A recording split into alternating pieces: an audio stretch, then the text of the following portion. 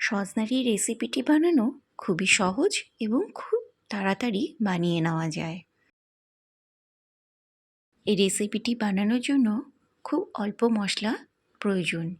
ঘরে থাকা কিছু মশলা দিয়েই তৈরি করে নেওয়া যায়। তাহলে চলুন দেখে নিন এটি আমি কিভাবে বানিয়েছি। প্রথমে একটি বাটির মধ্যে 1 চামচ পোস্ত, 1 চামচ কালো সর্ষ আর 4-5টি কাজু আমি টুকরো করে নিয়েছি। তার সাথে 4টে কাঁচা লঙ্কা। এগুলো আমি খুব ভালোভাবে একটি মিহি পেস্ট তৈরি করে নেব। খুব সুন্দর ভালোভাবে মিহি করে নিতে হবে, তাহলে রান্নাটি খুবই ভালো হবে। একটি কড়াইতে সরষের তেল গরম করে তার মধ্যে 2টো শুকনো লঙ্কা আর 1 চামচ কালো জিরে আমি ফোড়ন দিয়ে একটু ভাজা ভাজা করে নেব। ফোড়ন থেকে একটি ভালো সুগন্ধ বেরোলে তার মধ্যে আমি এরকমভাবেই লম্বা লম্বা করে কেটে রাখা আলুগুলো দিয়ে দিচ্ছি। আলুগুলোকে 2-3 মিনিটের জন্য আমি তেলের মধ্যে ভেজে নেব।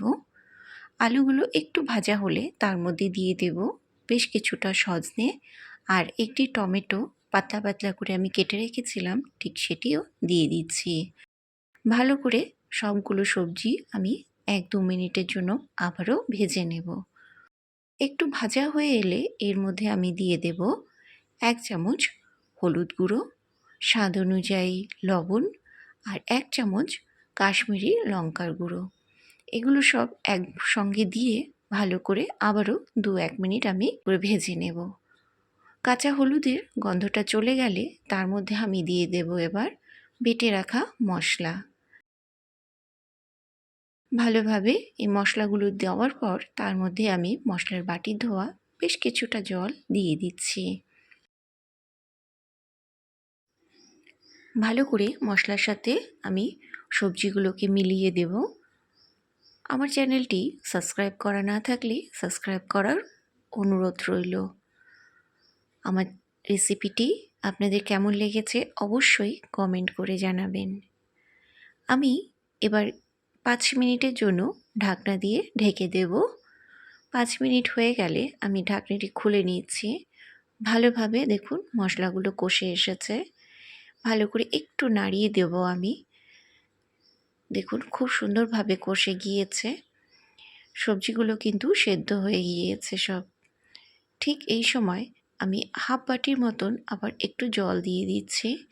আমি এই রেসিপিটি একটু মাখো মাখো রাখবো। আমি আবারও কিছুক্ষণ এটিকে নাড়িয়ে দেব। ভালো করে একটু নাড়ানো হয়ে গেলে এর মধ্যে আমি 1 চামচের মতন সরষের তেল আর বেশ কিছুটা ধনেপাতা কুচি ছড়িয়ে দেব। হালকা হাতে একটু নাড়িয়ে নিয়ে আমি কিন্তু রান্নাটি শেষ করব। দেখুন ঠিক এরকম আমি একটি মাখা মাখা ভাব রেখেছি। আমার এই রান্নাটি ভালো লাগলে একটি লাইক ও শেয়ার করবেন। আর চ্যানেলটি সাবস্ক্রাইব করা না থাকলে সাবস্ক্রাইব করার অনুরোধ রইল।